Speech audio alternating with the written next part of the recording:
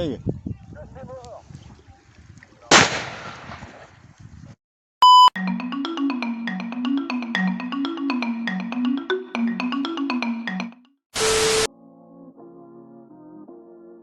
La chasse à courre ou vénerie.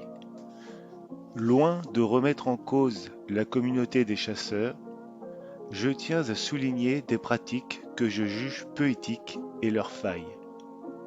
Je montre du doigt les dérives et les problèmes de la chasse à courre dans certaines conditions.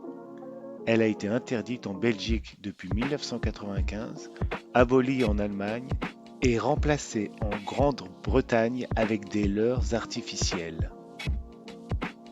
Extrait de la définition Larousse de la vénerie. C'est l'art de chasser avec des chiens courants des animaux sauvages tels que le cerf, le chevreuil, le sanglier, le lièvre, le renard. Synonyme chasse à courre. La vénerie, aux règles codifiées, a pour objet de poursuivre à court le gibier et de le forcer à se rendre.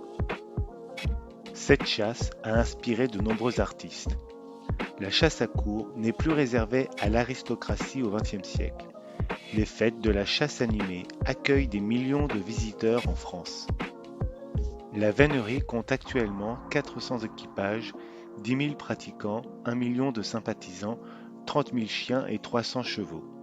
Elle est pratiquée par 20% de femmes et à 30% en famille. Les participants sont environ 50% de plus de 50 ans et 30% entre 30 et 50 ans. Le nombre d'animaux tués par rapport au nombre de journées de chasse est minime, environ 3 800 animaux en France. Il y a un total de 15 000 chasses annuelles en France. La chasse à courre est majoritairement représentée par de petites véneries, et donc des chasses à petit gibier. On peut suivre l'animal à pied, en voiture ou à cheval. Les suiveurs sont admis gratuitement. Il faut d'abord se présenter au bouton, ceux qui portent les costumes. Politesse, respect des chiens et de la circulation sont attendus. Une vénerie peut être accompagnée de plus de 30 000 suiveurs.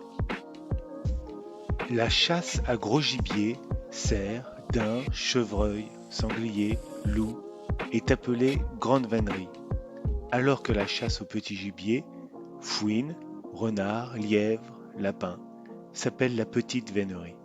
L'ensemble du groupe, personnes, montures et meute, s'appelle l'équipage. Ceux qui accompagnent la meute sont des veineurs. L'animal ciblé est traqué jusqu'à ce qu'il ne puisse plus s'enfuir. À ce moment-là, les veineurs sonnent l'halali, qui annonce la mort. L'animal est soit tué par la meute, soit par un homme avec une arme blanche, ou au fusil selon sa taille, ou l'envie des chasseurs. Cérémonie de la mort, la curée, où l'on donne aux chiens la nourriture.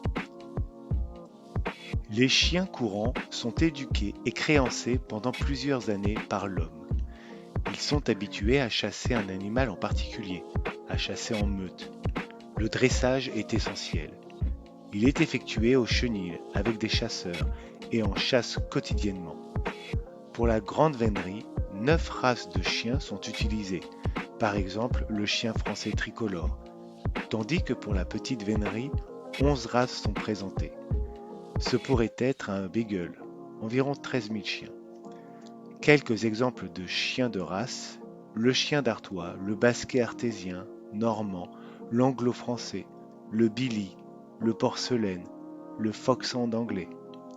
Les chevaux doivent également être entraînés régulièrement et le cavalier doit maîtriser l'allure du cheval pour éviter de le fatiguer. La trompe de chasse, faite en laiton ou en bronze, est un instrument spécifique à la vénerie française. Celle-ci est accordée en ré, les liaisons sont tuyautées, la mesure de 6/8.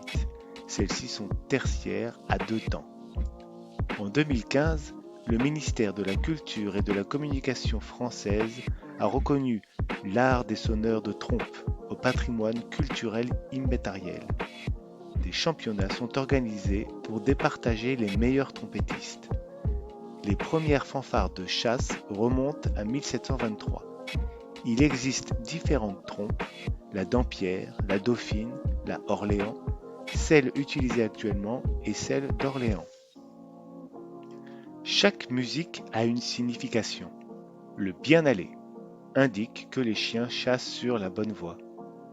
Le débûcher, que la meute est en plaine et se dirige vers un autre massif forestier. Le batelot, que l'animal de chasse est dans un étang ou une rivière. Le vu, que l'animal de chasse est vu par le sonneur, sans oublier une fanfare spécifique pour la curée.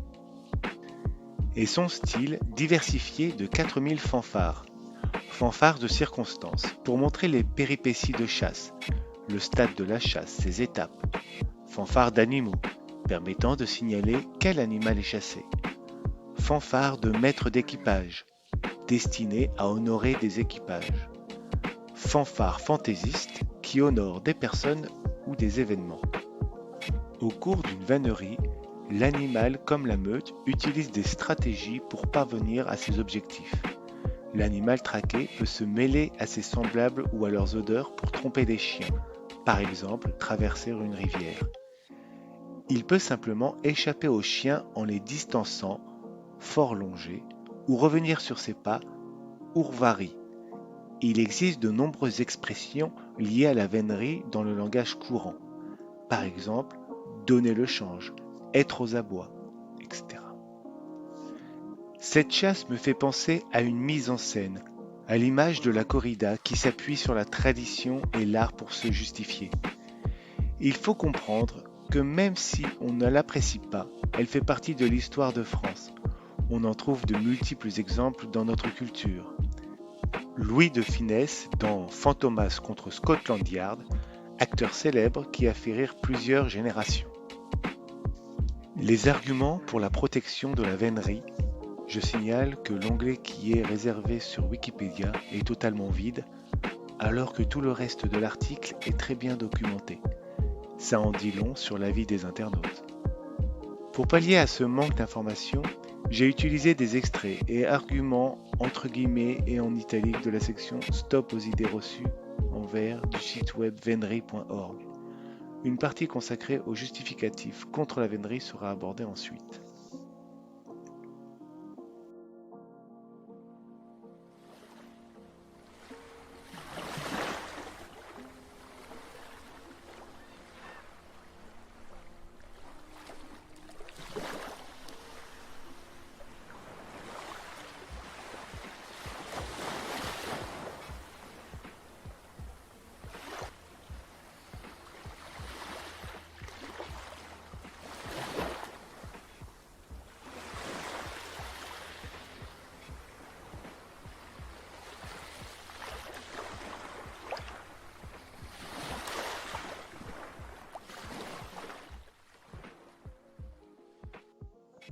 Vénerie.org. Idée reçue numéro 1. La vénerie est cruelle. Faux. La cruauté supposant une volonté délibérée de faire souffrir, cela n'a rien à voir avec la vénerie. Les veneurs ne font que d'organiser et ritualiser l'acte naturel de prédation entre les animaux eux-mêmes. L'animal sauvage utilise sa capacité de résistance au stress, gage ordinaire de sa survie, son instinct et ses aptitudes physiques pour déjouer la meute de chiens qui le poursuit. 3 fois sur 4, il échappe d'ailleurs à ses poursuivants. Nous n'avons jamais entendu dire d'un marathonien qu'il souffrait le martyre. Certes, il était épuisé, fatigué, il a des crampes, ses muscles se raidissent, se tétanisent. Il en est de même pour l'animal chassé à court. Retenez aussi que l'animal ne se voit pas mourir, car il n'est pas capable de se projeter sur l'avenir. La mort est une notion conceptuelle qui est complètement absente dans l'imaginaire d'un animal. Cet argument veut montrer que la souffrance n'est pas volontaire, sauf que l'homme est libre. Agir librement, c'est agir volontairement et consciemment. Le chasseur a fait consciemment le choix de faire de la chasse à court.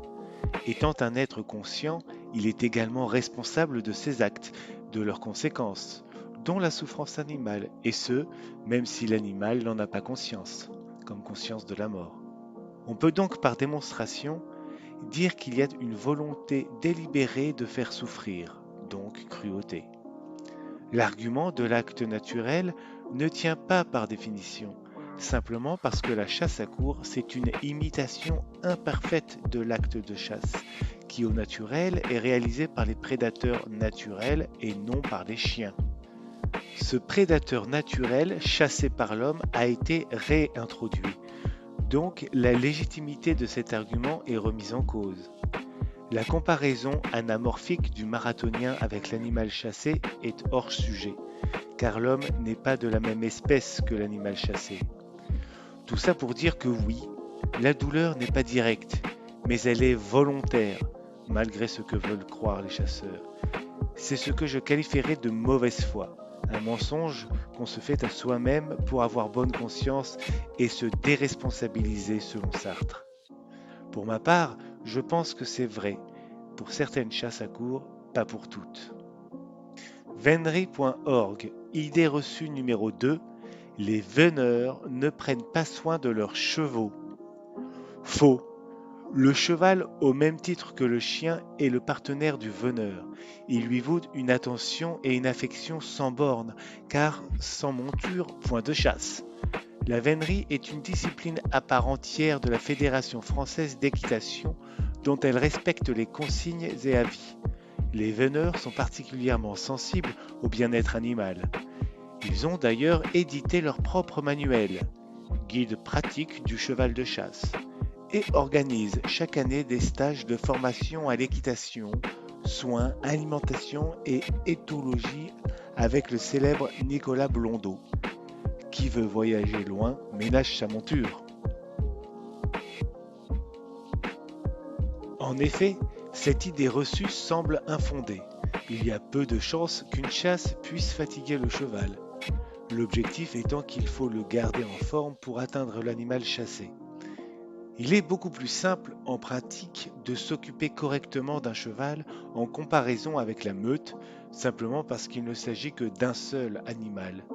La discipline de chasse à courre est également intégrée à celle de l'équitation. Par exemple, pour acquérir un nombre de galops important, il faut étudier la chasse à courre, l'angle de l'équitation. Le prix d'un cheval et tout ce qui l'accompagne seront calculés par la suite. Les frais de vétérinaire étant chers, il n'y aurait aucun intérêt à maltraiter son cheval.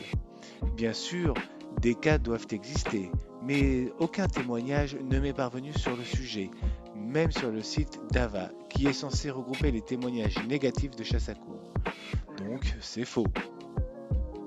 Vennery.org, idée reçue numéro 3, les veneurs ont tous les droits. Faux.